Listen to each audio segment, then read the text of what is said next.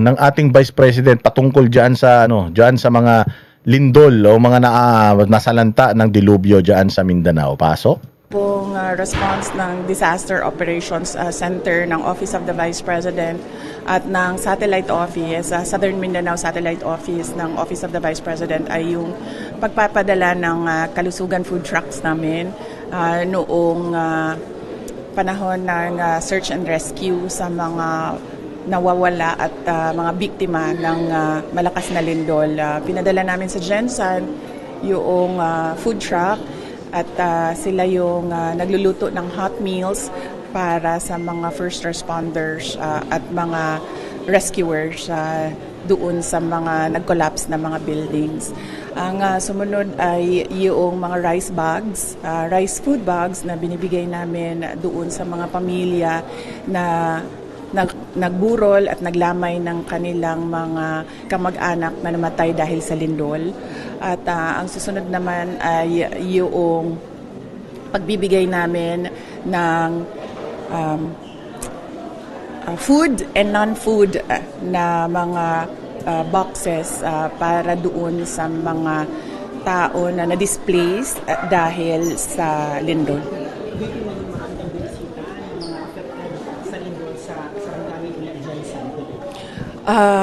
Yes, oo.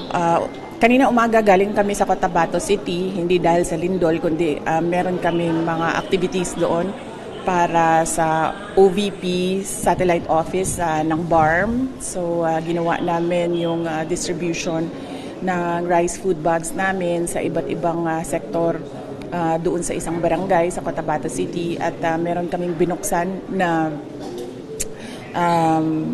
extra plus ordinary OVP exhibit doon sa isang paaralan para ito sa dagdag kaalaman ng ating mga elementary and high school students para sa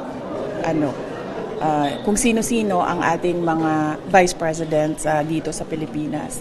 At ang sumunod ay yung pagbisita natin sa probinsya ng Sarangani para doon sa mga namatay at na sugatan o injured na nasa hospital. Ganon din dito sa General Santos City, yung task ko is yung pagbisita sa mga pamilya ng namatayan at doon sa mga nasugatan dahil sa lindol. Mabuti pa si Inday nakabisita na sa mga nasalanta at saka sa mga namatayan. Yung presidente natin, Diyos ko po, palakad-lakad doon. Nagpunta dyan sa eskwelahan sa Quezon City. Putsang nagpaikot-ikot dyan. Hindi niya alam kung ano yung priority hindi ba? Nagkaroon ng dilubyo doon sa Mindanao. 2 araw na nakakalipas. Ang unang-unang ginawa niya, bago siya magpunta dyan, pumunta muna siya sa schedule niya dyan sa eskwela. Pwede naman hindi muna puntahan yun Pwede naman niyang puntahan sa ibang araw yun hindi ba? Pinuntahan niya sana yung mga nasalanta. Hindi. Pagdating doon, nagtingin-tingin lang na ganun. Tapos nagpa-interview lang. Tapos patawa-tawa pa.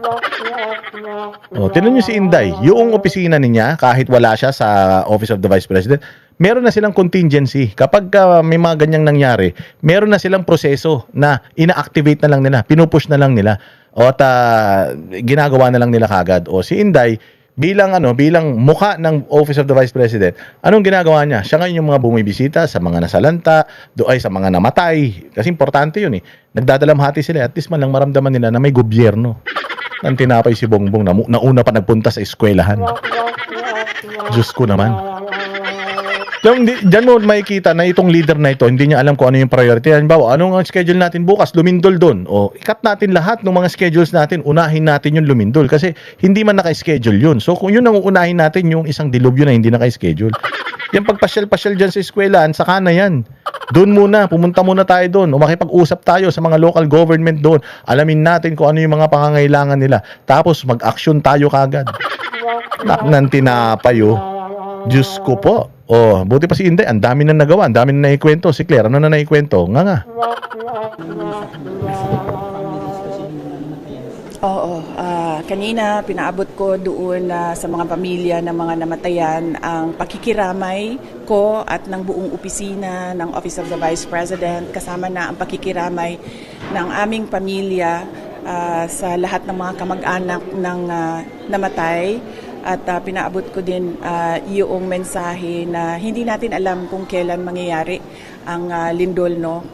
siyang warning. Kaya ang pinaka mabisa na paghahanda, panlaban na magawa natin ay yung paghahanda natin na kung ano yung dapat natin gawin kung nandyan na yung lindol para hindi tayo nagpapanik at laging nasa isip natin kung ano yung mga dapat natin gawin kapag nandyan na yung ground shaking.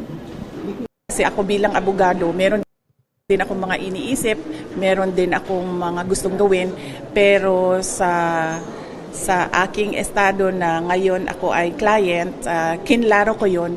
Ito, Sa mga pinag-usapan yung tungkol sa impeachment. O sige, pakinggan natin yung tungkol sa impeachment.